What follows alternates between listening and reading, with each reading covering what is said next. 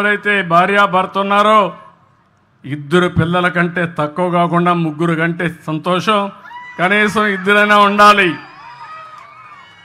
లేకపోతే జనాభా తగ్గిపోతే, ముసలివాళ్ళ సంఖ్య పెరిగితే ఈరోజు అభివృద్ధి చెందిన దేశాల్లో జనాభా లేకుండా అవస్థపడే పరిస్థితికి వచ్చారు.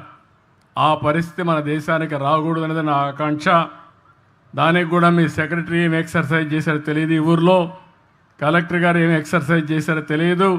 వీళ్ళు కూడా రీఓరియంట్ చేయాలి. వాళ్ళు కూడా అభివృద్ధి మాట్లాడుతున్నారు తప్ప భవిష్యత్తు గురించి ఆలోచించే పరిస్థితిలో లేరు. అదే సమయంలో అన్నదాత కింద రైతుకి ఇవ్వాల్సిన డబ్బులు కూడా 20,000 రూపాయలు ఇస్తా అన్నాం. కేంద్రం 6,000 రూపాయలు ఇస్తుంది. రాష్ట్ర ప్రభుత్వం 3 విడతల్లో 14,000 రూపాయలు ఇచ్చే బాధ్యత ఈ ప్రభుత్వానికి. ఇది కాకుండా మత్స్యకారులకు కూడా 20,000 చొప్పున జీవనోపాధి కోసం వాళ్ళకు కూడా డబ్బులు ఇస్తాం.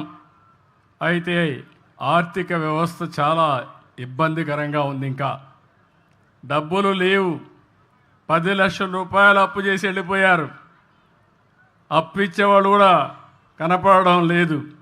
వడ్డీ కట్టాలి, మళ్ళా అసలు తీర్చాలి, సంపద సృష్టించాలి, ఆదాయాన్ని పెంచాలి, సంక్షేమ కార్యక్రమాలకు పెట్టాలి, మళ్ళీ మీకు అమరావతి కట్టాలి, పోలవరం కట్టాలి.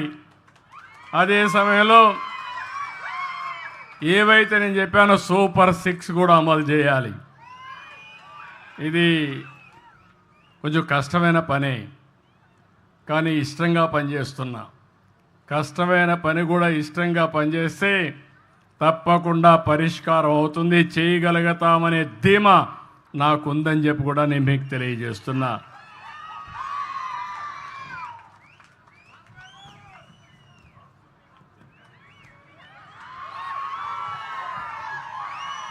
ఇక్కడికి వచ్చినప్పుడు మిగిలిన విషయాలు నేను మళ్ళీ మాట్లాడతా. ఇక్కడికి వచ్చినప్పుడు ఈ ఊరిలో 1073 కుటుంబాలు ఉన్నాయి. నేను ఒక విషయం మీకు చెప్పాను, ఇక్కడ మార్గదర్శులు ఉన్నారు. ఇంకొక పక్క 41 బంగారు కుటుంబాలు, ఒక 5 మంది మార్గదర్శులు ఉన్నారు. వాళ్ళు మాట్లాడిస్తాను. నా ఉద్దేశం ఒకటే, ఇంటికి కావలసిన అవసరాలు తీర్చే బాధ్యత నాది, గ్రామానికి కావాల్సిన అవసరాలు తీర్చే బాధ్యత నాది. పేదవాళ్ళందరినీ ఆదుకునే విధంగా కార్యక్రమాలు చేపడతాం.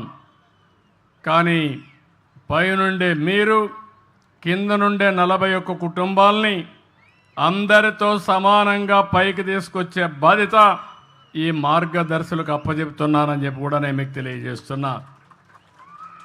ఈరోజు ఓసారి నేను కూడా ఒక గ్రామంలోనే పుట్టా.